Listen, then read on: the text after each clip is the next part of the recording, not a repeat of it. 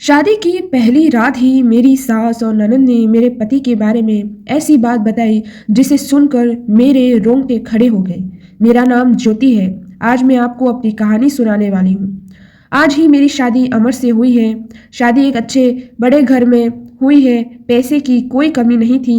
मैं और मेरे पिता अपने आप को बड़े खुशकिस्मत मानते थे कि हमें ऐसे घर मिला है। सभी रिश्तेदार भी कह रहे थे कि ज्योति के तो भाग खुल गए, किस्मत वाली है। हम लोग उनके मुकाबले कुछ भी नहीं है। पिताजी के पुराने परिचित होने की वजह से मेरी शादी उस घर में हो गई। शादी के बाद मैं पहली बार उस घर में गई। घर में जाते ही मुझे पता चला कि वो लोग कितने बड़े हैं। घर बहुत बड़ा था।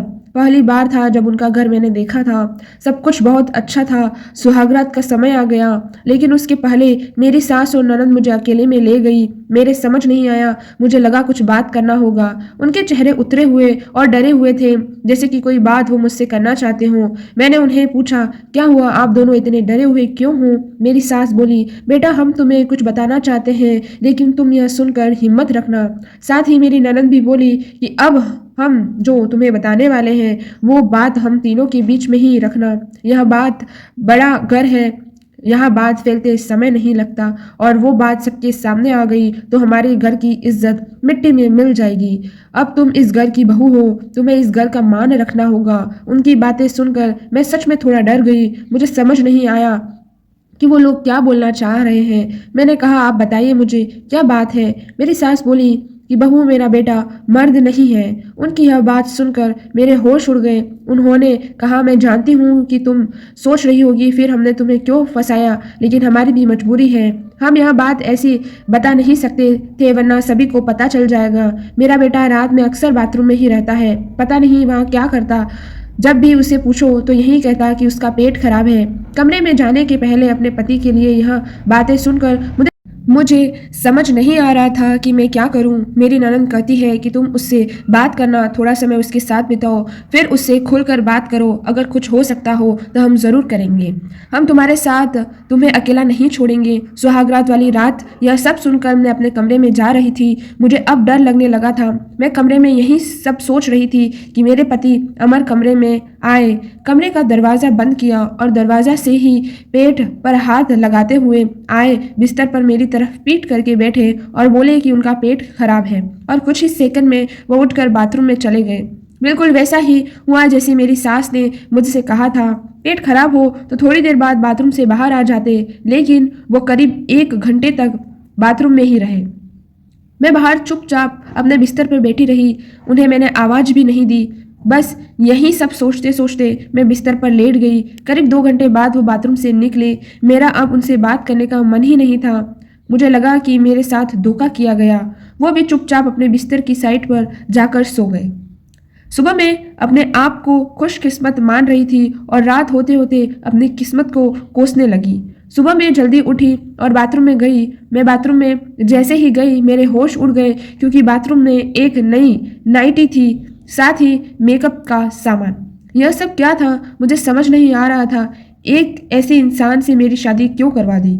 सुबह मेरी सास और ननद ने मुझसे पूछा, क्या हुआ बेटी रात में? मैंने कहा, वही जो आपने बताया था। यह कहकर मैं रोने लगी। मेरी ननद ने कहा, माँ मैं कह रही थी ऐसे किसी लड़के की ज़िंदगी खराब मत करो, लेकिन तुम सभी ने मेरी बात नहीं मानी। अब यह क्या ऐसे ही गुट गुट कर यहाँ रहेगी? मेरी सास बोली, बेटा तू जो भी फैसला लेगी हम तेरे साथ हैं, लेकिन तुम यह वचन देना होगा कि यह राज तेरे मुंह से नहीं निकलेगा। अगली रात फिर वो कमरे में आए। मुझे अब उनकी तरफ देखने का भी मन नहीं हो रहा था। मैं चुपचाप अपना बिस्तर करके अपनी साइड पर सो गई, क्योंकि अब बात करने को रखा क्या था। उन्होंने भी अभी तक कुछ बात नहीं की। उसकी वजह भी मैं जानती थी। थोड़ी देर वो बिस्तर पर बैठे रहे और फिर उठकर वो बाथरूम में चले गए। मैं समझ गई कि वो क्या करने गए हैं। थोड़ी देर बाद बाथरूम से चीज़ें गिरने की आवाज़ आने लगी, कुछ टूटने की। थोड़ी देर बाद आवाज़ रुकी और इस बार वो जल्दी ही बाथरूम से बाहर आ गए। आकर बिस्तर पर सो गए। हमारे बीच कोई बात नहीं हो रही थी। मैं तो यह सोच रही थी कि मैं क्या करूं। यही सब सोचते सोचते नींद आ गई। सुबह जल्दी उठी और फिर बाथरूम में गई, लेकिन इस बार बाथरूम में जब गई तो सब कुछ बिखरा हुआ था। नई नाइटी को फाड़ दिया था। मेकअप का सामान बिखरा हुआ था। बाथरूम में कचरे में एक कागज भी था जिस पर लिखा था टू बाय ब्यूटीफुल वाइफ। मेरे मन में अब शक आया कि यह सामान और कपड़े कहीं मेरे लिए तो इन्होंने नहीं रखे। लेकिन फिर मैंने सोचा कि मेरी सास और ननद ने मुझसे झूठ क्यों बोलेगी। अभी मैंने उनसे कुछ बात नहीं की। सुबह मेरी सास और ननद फिर मुझसे सहानुभूति जता रही थी। मुझे उनकी बातों से लगा कि वो चाहती हैं कि मैं अमर को छोड़कर इस घर से चली जाऊं। मुझे अब मेरी सास और ननद पर शक हुआ।